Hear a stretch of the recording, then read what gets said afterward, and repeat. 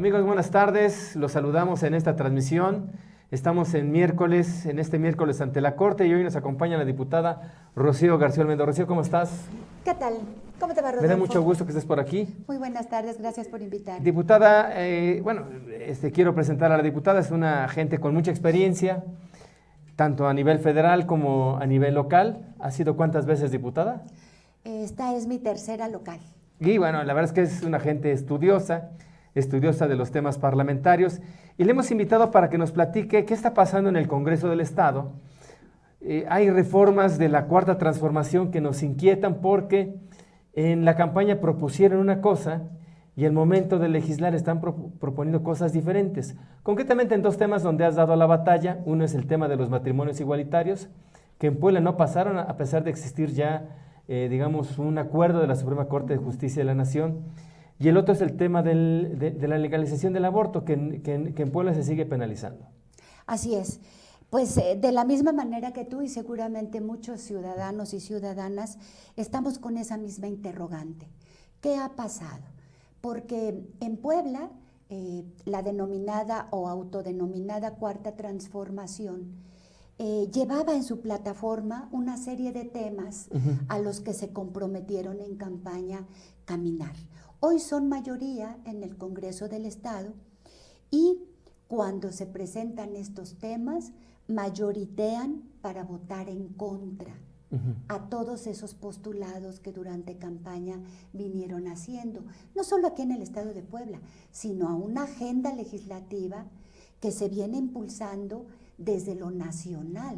Ustedes recuerdan que la secretaria Olga Sánchez Cordero presentó antes de salir del Senado una iniciativa encaminada a ambos temas para la Constitución General de la República.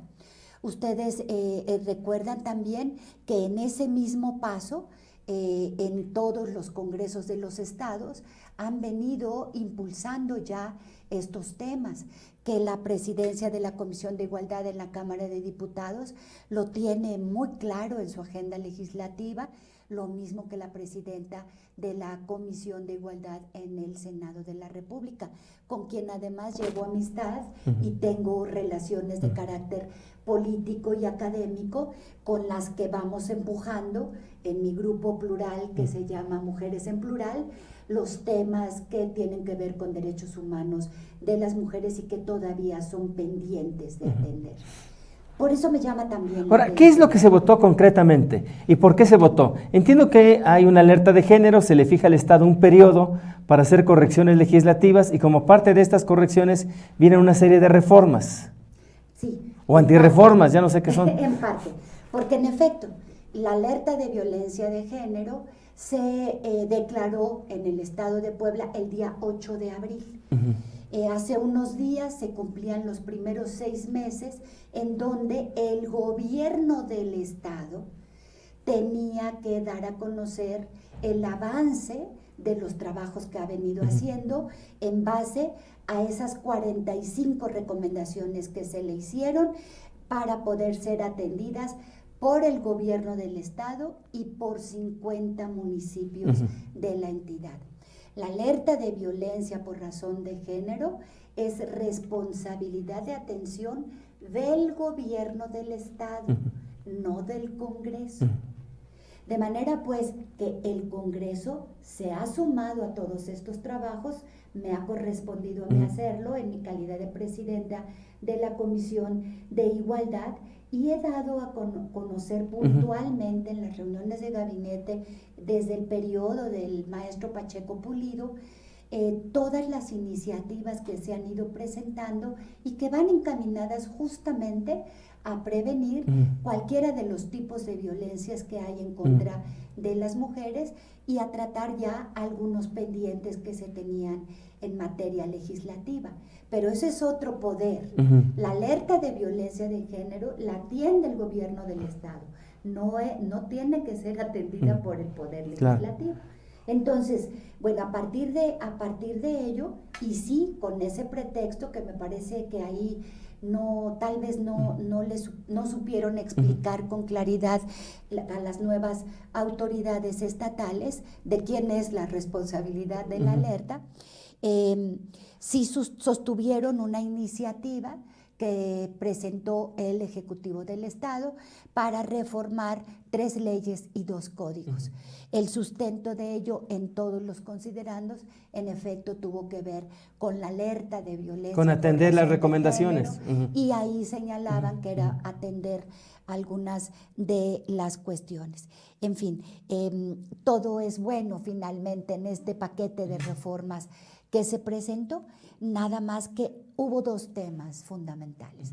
La parte que tenía que ver con matrimonios igualitarios, que no había, es el artículo 294 del Código Civil, que no había sido abierto desde que la Suprema Corte de Justicia de la Nación en el 2016 hizo un resolutivo para señalar que ese artículo en específico del Código Civil de Puebla estaba violentando derechos humanos y era discriminatorio y sugería que se reformara para retirar el que el matrimonio fuese entre un solo hombre y una sola mujer. Bueno, pero así quedó. Se hace la reforma y así queda. Y así volvió a quedar. Lo grave de ese artículo, que es el primero que toco, es que había permanecido intocado. Por eso es que no se había podido aplicar el resolutivo de la Suprema Corte de Justicia de la Nación desde entonces. Pero ahora lo abre el gobernador y lo abre exclusivamente para retirar el que el matrimonio entre un hombre y una mujer no se vea únicamente para procrear la especie. Eso sí lo quitaron, pero dejaron un solo hombre y una sola mujer. O sea que el concepto de matrimonio en el Código Civil Continuó, sigue siendo entre hombre igualito, y mujer. Igualito.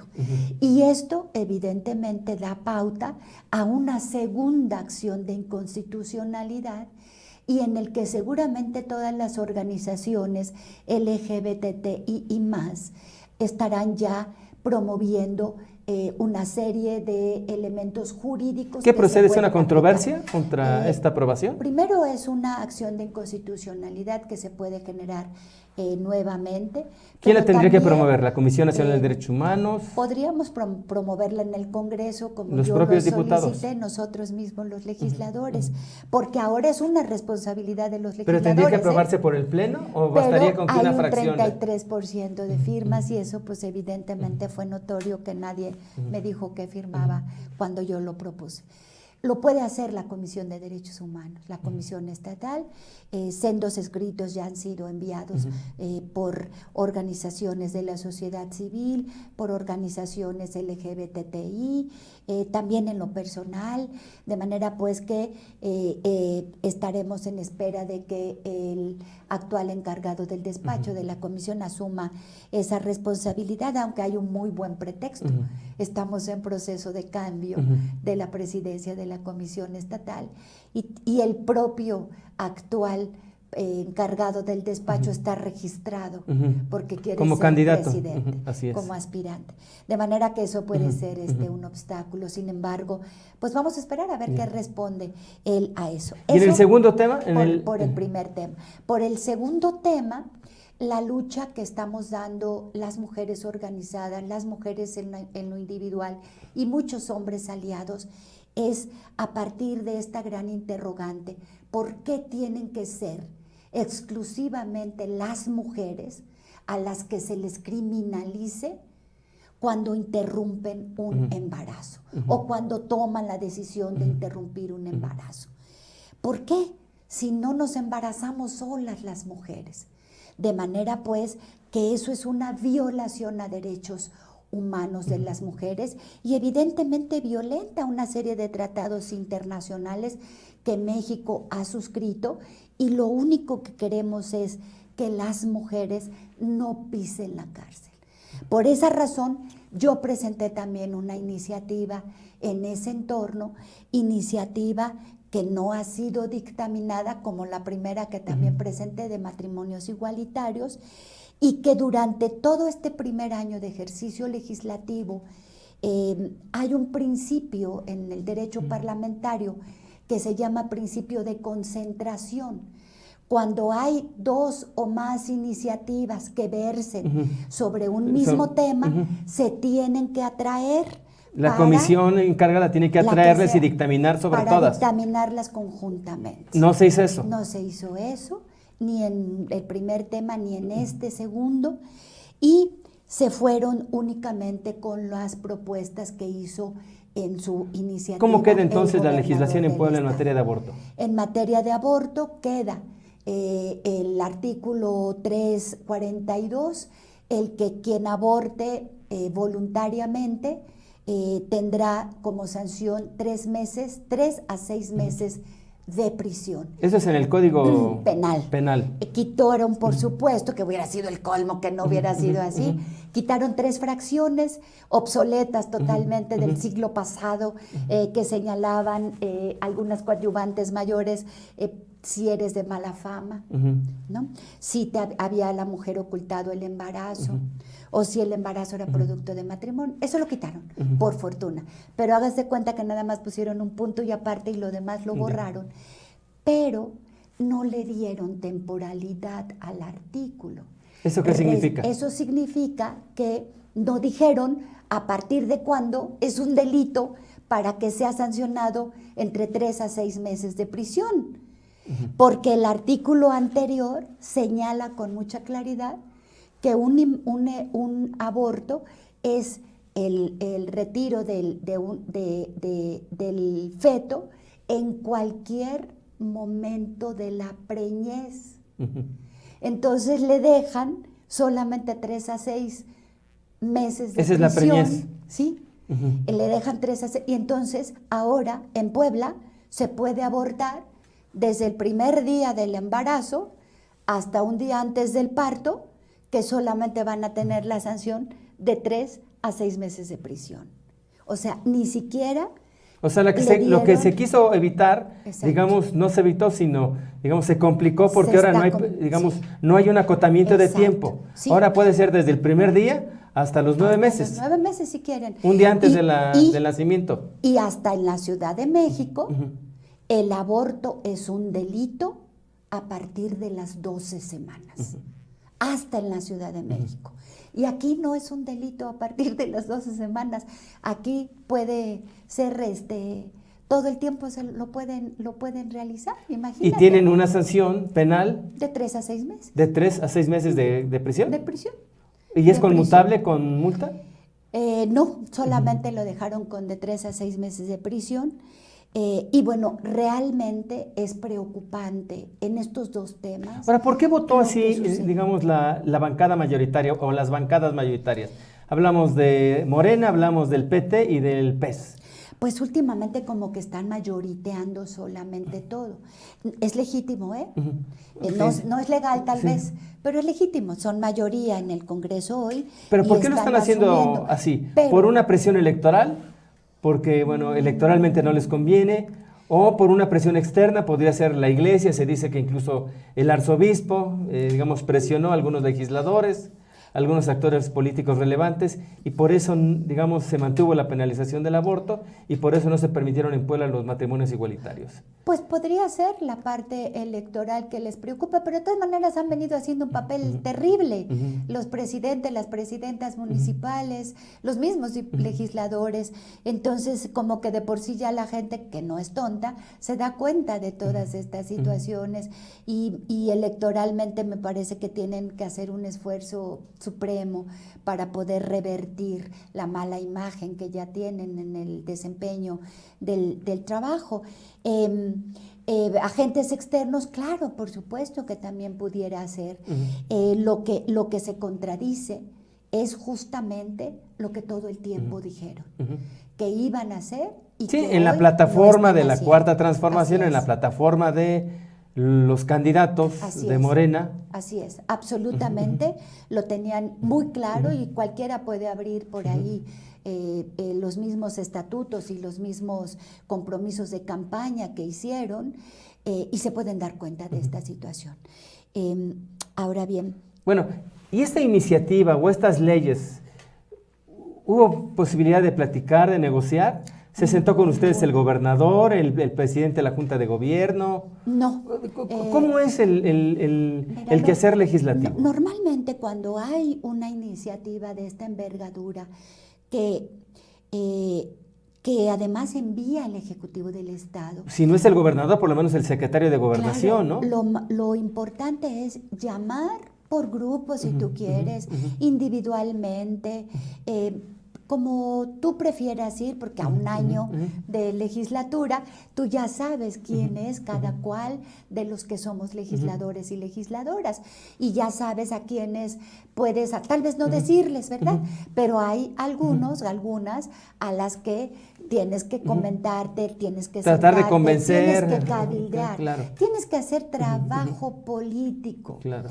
El trabajo político es diálogo, lo he dicho muchas veces, es acuerdo político. ¿Y no hay pues esto? Para que vayas haciendo los compromisos. ¿No hay esto? No hay absolutamente nada. Pero no lo hay, ¿por qué? Porque el gobernador no los convoca, porque el secretario de Gobernación no hace su tarea, no, porque hay soberbia del presidente de la Junta de Gobierno. No sé si el gobernador del Estado llame a su grupo legislativo. Nosotros como pues es lo normal, ¿no? Grupo, claro que es normal, además. Nosotros como grupo legislativo, pues no he tenido ningún otro llamado más que uno en el que todavía yo era coordinadora del grupo legislativo. Desde entonces yo no he recibido ninguna invitación a sentarme a conversar sobre los temas de carácter legislativo en esta y en otras materias, porque ayer mismo que tuvimos sesión se trabajó unas modificaciones en comisiones y nosotros mismos nos estamos contradiciendo porque acabamos de reformar nuestra ley orgánica, ya está publicada la ley orgánica, esta reforma ya está en vigor, pues, y en esa reforma se hablaba con mucha claridad del cuidado de la paridad en las comisiones. ¿Y se perdió la paridad? Y se volvió a perder. Porque se volvieron a repartir las comisiones, ¿no? Sí. O sea, hubo diputados que expulsaron prácticamente las comisiones. Sí. Héctor Alonso. Ellos ya no tienen comisiones. Y a José Juan también lo sacaron de varias comisiones. Sí. Entiendo No, que incluso Héctor todas. Alonso hasta se fue a un amparo. Creo que él dice que lo ganó, no sé si lo haya ganado el amparo. No sabría decirte. Entonces hubo un reparto de comisiones. Ajá. ¿Cómo quedaron ahora las comisiones? Un nuevo reacomodo, y en 3 comisiones específicamente te voy a conversar, que fue obviamente mi voto en contra de ello. En 3 comisiones no podemos ser juez y parte. Número 1, cambiaron a una mujer que era parte de esas comisiones y ahora es un hombre el que quedó aprobado. ¿En qué comisión? Presupuesto, Hacienda. En las de Biestro. Comité de adquisiciones. Sí, yo hoy comentaba que Biestro pues prácticamente está agandallando porque no solamente preside la Junta de Gobierno, que es el órgano de gobierno de la Cámara de Diputados, sino ahora es miembro de la Comisión de Presupuesto, miembro de la Comisión de Hacienda y miembro del Comité de Administración de la Cámara de Diputados. Entonces, eso lo convierte, como bien dice, en una especie de juez y parte. Para mí juez y parte porque, miren ustedes, en la Comisión de Presupuesto estaba una mujer. Estaba una compañera de ellos, de su propio partido. ¿Quién es? Era la que se fue de directora del deporte. Yadira. ¿Ella sale de esa comisión? Sale y en lugar de poner a una de sus compañeras o de las que quedaron en lugar de ellas, queda Biestro. Queda Biestro. Y el presupuesto del Congreso del Estado lo propone el presidente de la Junta de Gobierno a la Comisión de Presupuesto, claro. Que es el mismo. Yo creo que se va a excusar, ¿no? O debiera excusarse cuando el tema se trate, no ¿no? sé cómo lo vayan a conducir. ¿Y qué pasó en la Comisión de Hacienda? Y lo mismo sucede en la Comisión de Hacienda. Ahí, ¿qué pasa? El presidente es mi compañero diputado Nibardo, pero ya quedó también él. Y ahí, por ejemplo, es un ¿Pero poco, quién salió? Salió una compañera, ahí creo que fue la que es la directora del TIF, Leonor. Que también era diputada. Era diputada, era mujer, y en lugar de poner a una mujer compañera... Quedó Biestro otra vez. También ponen a Biestro. En la Comisión de Hacienda. En la Comisión de Hacienda. ¿Y en el Comité de Administración? También ahí era Yadira, también ella, y en lugar de una mujer se coloca Biestro, pero miren ustedes. Pues nada más le faltó colarse a la Comisión Inspectora. Sí, el presidente de la Junta de Gobierno es el que lleva el manejo de contratos, arrendamientos, Sí, servicios, sí. que es lo que se aprueba en el comité de adquisiciones, y otra vez juez y parte. Y no solo eso, pienso por ejemplo en que si el presidente de la Junta de Gobierno está en una comisión, la que sea, es un manejo de poder. Si el presidente de la Junta de Gobierno hace algún comentario en la comisión donde esté, evidentemente sus compañeritos, que son mayoría, Sí, claro, se tienen que alinear, van a estar claro, alineados. claro. Entonces, tampoco debe ser ese el proceso democrático al que aspiraron o al que yo me imaginaba iba a conducirse en esta ¿Y esto cómo se aprobó? transformación. Digamos, Por estos cambios, ¿por mayoría? Por mayoría. ¿Quiénes también. votaron a favor? Todos ellos votaron a favor. Todos los diputados que sí, surgieron de Juntos Hacemos Juntos Historia. Haremos. Sí, ¿Estaba PAN, también el Verde? ¿El PAN, Verde cómo sí, votó? También. Sí, yo voté en contra, por ejemplo. ¿Quiénes votaron en contra? Votamos en contra PRD, votó en contra MC y ¿El el PAN? PAN también. ¿Y la Fuerza Independiente? No llegó Marcelo, no te puedo decir cómo votaron. Seguramente votaron a favor, no lo tendría muy presente. Pero bueno, ese tipo de cosas no pueden ser o no pueden seguir siendo, porque nos dijeron que iba a ser diferente. Nos dijeron que ellos no iban a ser iguales a los de antes, de los anteriores gobiernos que acaban de salir, e incluso hasta a los de los gobiernos de mi partido político. Dijeron que iban a ser diferentes y están siendo no solamente iguales, sino además de ello, ni siquiera cuidan las formas, el fondo de los temas fundamentales. Cuando menos, y hablo por los de mi partido político, nosotros siempre fuimos muy cuidadosos de la forma y del fondo de todos los temas. Ahora, ¿qué pasa en tu fracción? Tú empezaste como coordinadora de la fracción, hay un cambio, llega Cacique, se queda como coordinador de la fracción, después Cacique es nombrado secretario de Acción Electoral del Comité Ejecutivo Nacional, y Cacique pone a Nibardo. No. ¿A quién puso Cacique? A nadie. Él es el que... Pues no había un acuerdo interno para que fuera Nibardo. No, bueno, que yo sepa, cuando menos a mí no me han llamado, somos 4 legisladores, para ningún acuerdo interno, porque no ha vuelto a haber reunión interna del grupo legislativo del PRI. ¿Desde cuándo? Desde que asumió la presidencia el diputado Cacique. Pues ya tiene rato, ¿no? Ya tiene un ratito. ¿Cómo cuántos meses estamos hablando? Pues desde todo el periodo de receso y ahorita lo que vaya del segundo periodo. Entonces, ¿los diputados del PRI no se ponen de acuerdo para llegar a una sesión? ¿Cada quien vota libremente? Porque no tenemos instrucciones o un llamado para decir tales o cuales temas se van a manejar de tal o cual manera, como debe ser, pues, como se hace la labor de un coordinador. Exactamente, y todos los grupos legislativos lo hacen. No ha habido eso. Y para poder hacer un cambio de coordinador, se requiere un escrito de la mayoría de los legisladores que integren el grupo legislativo, y primero se da a conocer en la Junta de Gobierno. La Junta de Gobierno suscribe un acuerdo y se sube al Pleno. Ese es el trámite para ver un cambio. ¿Y eso no se ha realizado? Eso no se ha hecho, y a mí nadie me ha dicho que se vaya a hacer. Entonces el coordinador del grupo parlamentario del PRI, de los 4 diputados, Cacique. Sigue siendo Javier Cacique. Es el diputado Cacique. ¿Y no se prevén cambios ahí? No. Pues supongo que sí, porque él casi no va al Congreso. Bueno, sí llega a las sesiones a tomar lista y se retira, porque pues los compromisos de ser secretario de mi partido político en una cartera nacional pues deben ser muchísimos. ¿Y Javier Cacique en qué comisiones está? Pues ahorita ya no sé. Creo que ya nada más. Bueno, está en la Junta de Gobierno. Ahorita, sí, como coordinador. ¿Y no va a las juntas de gobierno? Pues no va a todas, ¿Y si no va a todas, quién es su suplente? No tenemos suplente aún.